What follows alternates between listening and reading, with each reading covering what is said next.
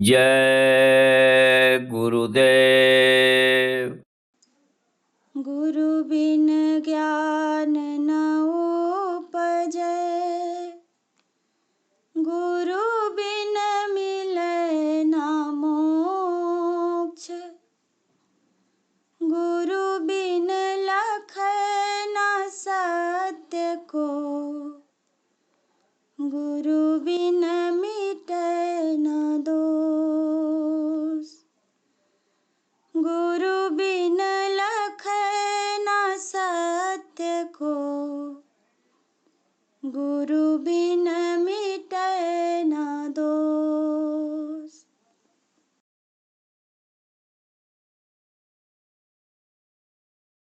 यह विनती गुरुदेव हमारी, यह विनती गुरुदेव हमारी।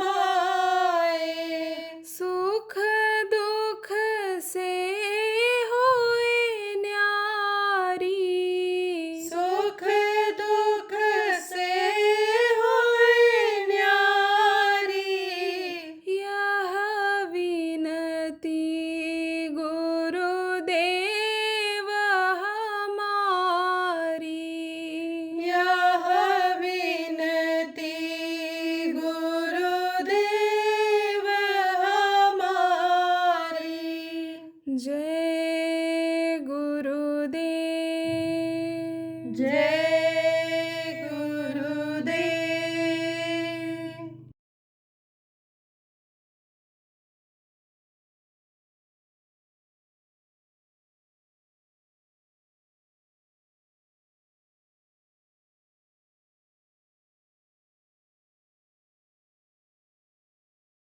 एक गांव में एक सेठ जी रहते थे, धार्मिक थे। पहले के लोग बहुत धार्मिक होते थे। सुबह उठते ही भगवान का नाम लेते थे, धरती माता को प्रणाम करते, जिन भी देवी देवताओं को मानते थे उनको प्रणाम करते, बूढ़े बुजुर्गों को प्रणाम करते, पैर छूते थे। और फिर जब अपनी दैनिक क्रिया शुरू करते थे तो भी बराबर नाम लेते रहते थे। घर से निकलना हो तो भगवान का नाम लेते थे। किसी ने भी बता दिया कि यह भगवान का नाम है, वही नाम ले लेते थे। श्रद्धा और भाव और प्रेम जो उनका था वो फलीभूत होता था। खेत की जुताई के लिए गए, दुकान खोलने के लिए गए, नौकरी पर जाने के लिए तैयार हुए तो नाम लेते थे, बराबर नाम लेते रहते थे। तो धार्मिक विचारधारा के थे, मेहनत की कमाई खाते थे।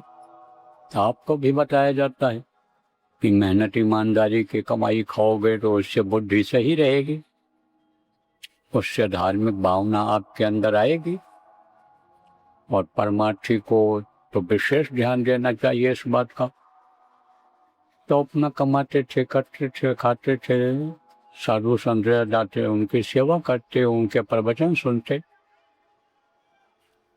लेकिन उम्र होती है, क्योंकि इसी धरती पर थे। इस धरती का विधान है, नियम है कि जो पेड़ फलता है वो झड़ता है, और जो आग जलती है वो बुझती है, और जो पैदा होता है वो मरता है। जिस मृतलोक में, जिस धरती पर बच्चा जन्म लेता है, बच्चा रहता है, वही जवान होता है, और वही फिर बुढ़ा होकर के शरीर छोड़कर चला जाता है। कारण क्या है कि यह सांसों की पूंजी गिन करके खर्च करने के लिए मिली है। जैसे ही खर्च हो जाती है उसको शरीर छोड़ना पड़ता है।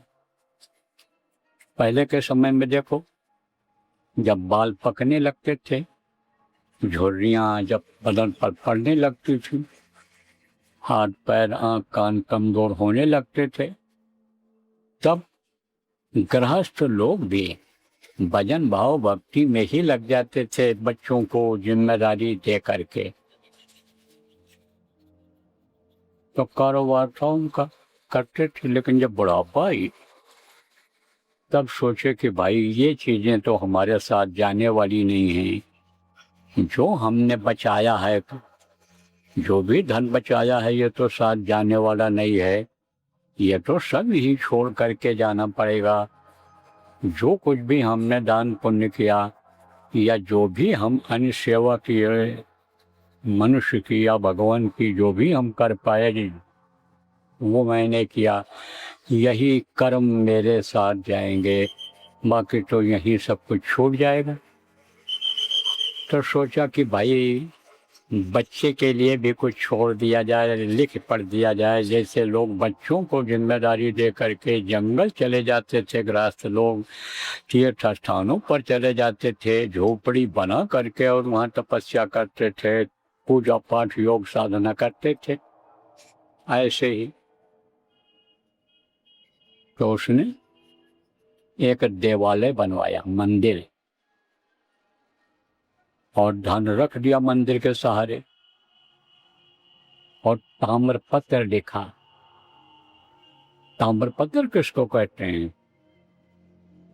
तांबा का पत्तल। पहले कागज नहीं था, ये न ये स्याही थी और न ये पेन था, तो उस वक्त पर भी लोग लिखते थे। तो जो ज्यादा समय तक चलने वाली चीजें होती थी, आगे काम आने वाली चीजें होती थी, उसको तो लोग ताम्र पत्र पर ही लिखते थे, खुदाई करा देते थे उसकी।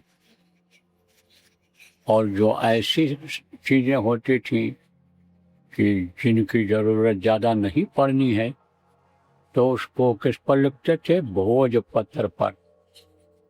भोजपत्र किसको कहते हैं? पेड़ की छाल को छील लेते थे और छील छील करके उसको पतला कर देते थे। तो उस पर किससे लिखते थे? कुछ पेड़ ऐसे होते हैं कि जिनका जो दूध होता है, निकलता है उसमें, वो रंगीन होता है। तो लाल रंग ज्यादा होता है। लाल रंग के पेड़ होते हैं जो कीमती होते हैं। उनको काटोगे तो उसमें से जो दूध निकलेगा वो लाल रंग का ही होगा। जैसे ये मनुष्य शरीर को लोगों ने क्या बताया? कहते हैं ना, मूले ब्रह्मा त्वचे विष्णु शाखा रुद्र महेश्वरा पत्ते पत्ते देवानाम वृक्ष राजा नमस्ते। कहते हैं इसको एक वृक्ष बताया है। उत्पादन कौन करता है? सृष्टि के उत्पादन का, सृष्टि बढ़ाने का काम कौन करता है? मूले यानी ब्रह्मा। यह काम ब्रह्मा को सौंपा गया है। कल सुबह आपको बता दूंगा सृष्टि की रचना में ही कि कैसे कैसे देवी देवताओं की रचना हुई, अंडपिंड ब्रह्मांड की रचना कैसे हुई। कल गुरु महाराज की दया रहेगी तो सुबह के सत्संग में आपको बता दिया जाएगा। तब जो बोला जाएगा वो चीज आपके समझ में जल्दी आ जाएगी। तो मूले ब्रह्मा त्वचे विष्णु, जो परवरिश करता है, खिलाता है। मूले ब्रह्मा त्वचे विष्णु, त्वचे मतलब ये जो त्वचा है, यानी ये स्पर्श जिसको कहते हो, जिसको हाथ कहते हो। तो हाथ से ही तो कमाई होती है, खाते हो। कोई भी काम करते हो हाथ की जरूरत पड़ती है, चाहे लिखना पढ़ना हो, चाहे खेत की गुड़ाई जुताई करना हो, चाहे कोई सामान बेचना हो। मूले ब्रह्मा त्वचे विष्णु शाखा रुद्र महेश्वरा, ये जो संघों की हाथ पैर और ये सब हैं, ये श्रृंगार का भी काम करते हैं। दोनों काम होता है। इसी हाथ से पैर से अच्छे काम के लिए भी आदमी जाता है और पैर से चल करके बुरा कर्म भी करने चला जाता है। तो श्रृंगार का काम वो करते हैं। मूले ब्रह्मा त्वचे विष्णु शाखा रुद्र महेश्वरा और पत्ते पत्ते देवानाम। पत्ता इसको किसको बताया गया?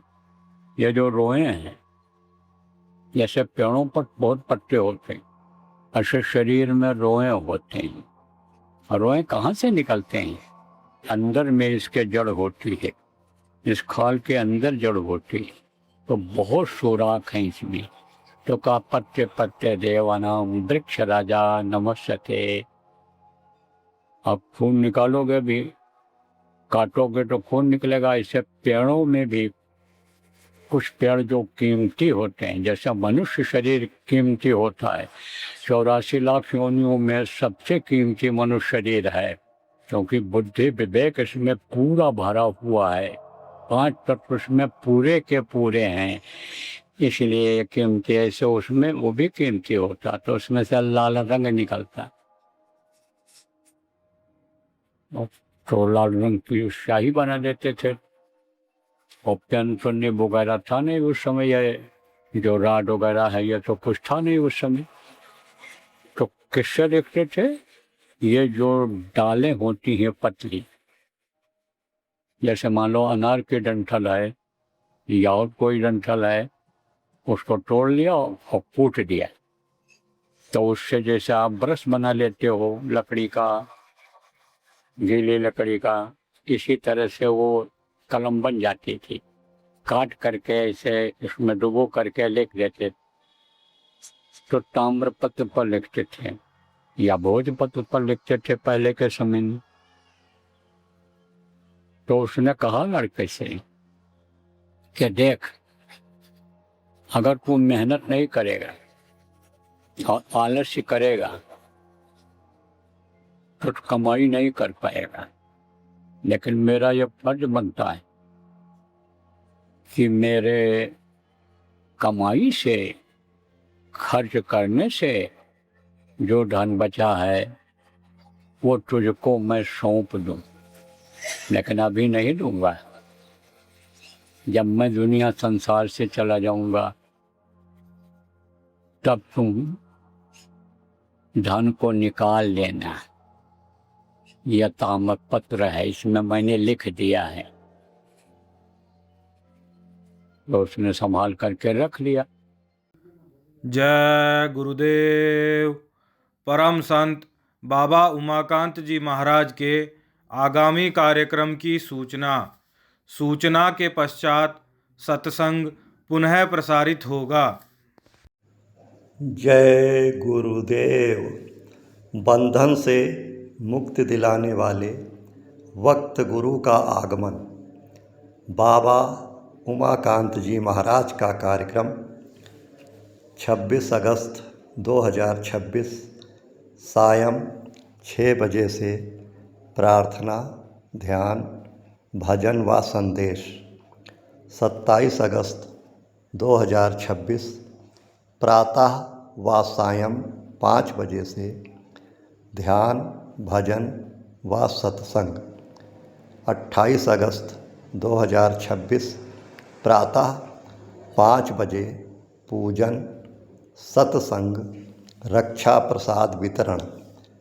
स्थान सतना चित्रकूट रोड, बाबूपुर, चित्रकूट, जिला सतना, मध्य प्रदेश।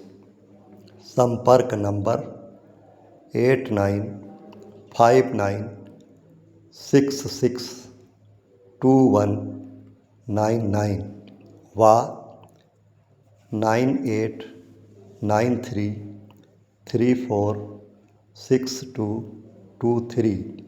जय गुरुदेव। कुछ दिन के बाद हालत खराब हुई।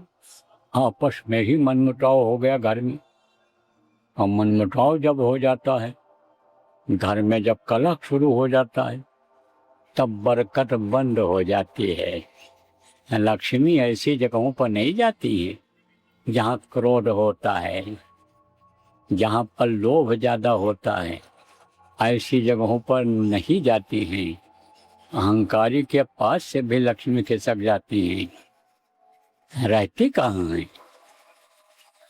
आप समझो जहाँ शील, क्षमा, संतोष, विरह और विवेक होता है, तो निर्धनता आने लग गई, गरीबी आने लग गई। तब उसने कहा लो भाई अब धन को निकाल लिया जाए।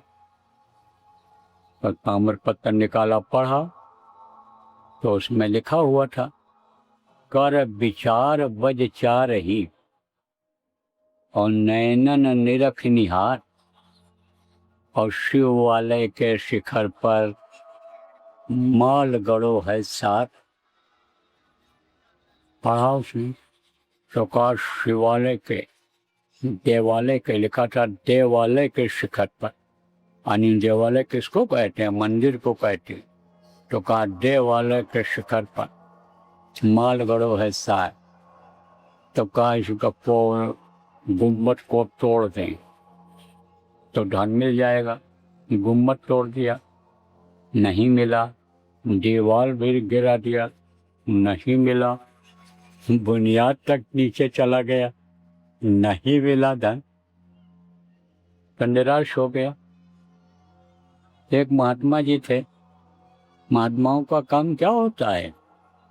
चलते रहना। और जिस उद्देश्य के लिए ये धरती पर आए हैं, जिस उद्देश्य के लिए उन्होंने आपके समझो ग्रह त्यागा है, वस्त्र वो त्याग लिया गृहस्थी का, दूसरा कपड़ा पहन लिया, तो उस उद्देश्य की पूर्ति को करना चाहिए। एक जगह रुक जाने पर क्या होता है कि जैसे पानी अगर रुक जाए तो गंदा हो जाता है, और अगर पानी बहता रहे तो गंदगी नहीं आती है। ऐसे ही रमता योगी बहता पानी। संतों को चलते रहना चाहिए। चलते रहते थे। तो जब उस गांव में पहुंचे, पहले भी महात्मा आते रहते थे, उसी रास्ते चले जाते थे। गांव में भी धार्मिक आदमी के यहाँ रुक जाते थे। तो देखा भाई गांव तो वही है, लोग भी वही हैं। पूछा भाई यहाँ एक देवालय था, मंदिर बना हुआ था, तो वो तो नहीं दिखाई पड़ रहा है। बोले वो ढह गया।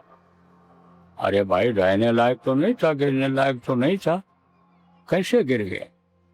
तो किसी ने कहा कि जमींदार के सेठ के बच्चे ने उसको तोड़वा दिया। तोड़वा दिया? क्यों तोड़वा दिया? दान के लालच में। बोले उसको बुलाओ। पूछा भाई तूने मंदिर क्यों तोड़वा दिया? मंदिर तो लोग बनवाते हैं, और मंदिर तूने तोड़वा दिया, ऐसा क्यों किया? बोला मैं क्या करूं, मुझे गरीबी आ गई, निर्धनता आ गई, और हमारे पिताजी लिख करके मेरे पास ताम्र पत्र गए थे कि जब तुमको जरूरत पड़े तब तुम धन को निकाल लेना। तो मैंने तोड़वाया तो धन भी नहीं मिला, मंदिर भी टूट गया। महाराज बताओ क्या करें? महात्मा जी ने कहा ले आओ ताम्र पत्र को। ताम्र पत्र को पढ़ा उन्होंने। तब उससे कहा कि तू धन चाहता है? बोले हाँ महाराज जी, बहुत कमी हो गई धन की, मेरे पास बड़ी दिक्कत हो गई। बोले मैं तो तेरा पाई पाई निकलवा दूंगा, सब निकल जाएगा, लेकिन तुझको उसी तरह से मंदिर फिर बनवाना पड़ेगा, उतने ही नाप तोड़। और जब बनकर तैयार हो जाएगा तब तुम मुझे बताना और मैं आकर के निकलवा दूंगा। तो बन गया मंदिर, बनवा दिया उसने उसी नाप तोड़ का। और फिर महात्मा जी को बुलाया, ठहरा दिया। और जब 4 बजा तब उन्होंने कहा चल अब धन को फिर दिलवा दें, उड़वा दें। तो गए, मंदिर की परछाई जहाँ पड़ रही थी वहीं कहा खोदो। खोदा। 4 बजे शाम को जब परछाई मंदिर की जहाँ पड़ी उसी जगह पर खुदाई हुई तो बहुत सारा धन मिल गया, खजाना मिल गया। तब वो पछताया। बोले बच्चा तू इसको समझ नहीं पाया, ये बीजक है। बीजक? बीजक किसको कहते हैं? सेठ लोग जैसे ये लिख देते हैं इसे, अब भी बीजक बनाते हैं, बही खाता जिसको कहते हो। तो वो बोले ये बीजक है, और ये किताबें भी बीजक हैं, ये जो धार्मिक ग्रंथ हैं ये बीजक हैं। इनको पढ़ करके कोई भी आप ये समझो पंडित नहीं बन पाया। कहा ना पोथी पढ़ पढ़ जब वो पंडित भयानक होए, 2.5 अक्षर प्रेम से पढ़े सो पंडित होए। तो 2.5 अक्षर क्या है? वही शब्द जो उतारा गया, सुबह बताया था आपको, ऊपर से आया है। उसकी जानकारी जब हो जाती है तो वही पूरा विद्वान हो जाता है। आप समझो उसकी जानकारी जब हो जाती है, उसका जब दर्शन मिल जाता है तब मालामाल हो जाता है हर तरफ से। तो किताबों को पढ़ करके यानी कोई भगवान को आज तक पाया नहीं पाया है और भटकता रह जाता है। बल्कि जब उसका अर्थ नहीं समझ पाता है तब अभाव आ जाता है। किसके प्रति अभाव आ जाता है? भगवान के प्रति ही अभाव आ जाता है। जैसे मंदिरों में आप देखो पुजारी लोग पढ़ते हैं, क्या पढ़ते हैं? रामचरितमानस पढ़ते हैं। तो उसमें चौपाई लिखी हुई है कि अर्थ धर्म नहीं काम रुचि, गत न चहो निर्माण, और जन्म जन्म रघुनाथ पद यह वरदान। यह लिखा हुआ है। हमको कुछ नहीं चाहिए, अर्थ धर्म और ये सब कोई चीज़ नहीं चाहिए, हमको तो बस प्रभु का चरण चाहिए। उसका अर्थ ये होता है। अब आप ये समझो, पढ़ते तो हैं लेकिन उसका अनुकरण नहीं करते हैं। अनुकरण मतलब जो उसमें लिखा हुआ उसका अमल नहीं करते हैं। उसकी खोज करनी चाहिए जिससे रघुनाथ का पद मिल जाए, पैर मिल जाए। रघुनाथ किसको कहा गया? जो यानी समझो रघुकुल का मर्यादा रखने वाले राम भगवान जिनको कहा गया, लेकिन वो राम अलग थे। एक राम दशरथ का बेटा, एक राम घटघट में लेटा, एक राम का सकल पसारा, एक राम सब जग से न्यारा। वो राजा दशरथ के पुत्र थे। राम का मतलब क्या होता है? जो सब जगह रम रहा हो, सब जगह वो है। कौन है वो? प्रभु है। प्रभु के अंश जीव आत्माएं हैं। गोस्वामी जी महाराज ने अंदर में जब देखा, जब उनकी दिव्य दृष्टि खुली, इन्हीं दोनों आंखों के बीच की तीसरी आंख जब खुली, तब उन्होंने देखा, तब कहा सिया राम मैं सब जग जानी, और करहूँ प्रणाम जोर युग पानी। कहा सब जगह तो वही राम दिखाई पड़ रहे हैं, भगवान दिखाई पड़ रहे हैं, सब जगह वही दिखाई पड़ रहे हैं। तो अब आप समझो प्रेमियों, बच्चों और बच्चियों, कि ना जानकारी से आदमी भ्रम में पड़ जाता है, भटकता रहता है। देखो, कोई अयोध्या में जाता है भगवान को खोजने, कोई काशी में जा रहा है मुक्ति मोक्ष मांगने, कोई गंगा यमुना में स्नान करके मुक्ति मोक्ष गंगा मैया से मांग रहा है। आप ये समझो, जिनसे लोग आशीर्वाद लेते हैं वो लोग भी गंगा यमुना में स्नान करके और उनसे भी वो मांगते हैं। कैसे लोग भटकते रहते हैं। का दुविधा में दोनों गई और माया मिली न राम। कारण क्या रहा है? कारण यह रहा कि कोई ऐसा मिला नहीं कि जिससे उनको विश्वास हो जाए कि भगवान है और भगवान से मिला जा सकता है। और जब वो मिल जाते हैं तब विश्वास हो जाता है।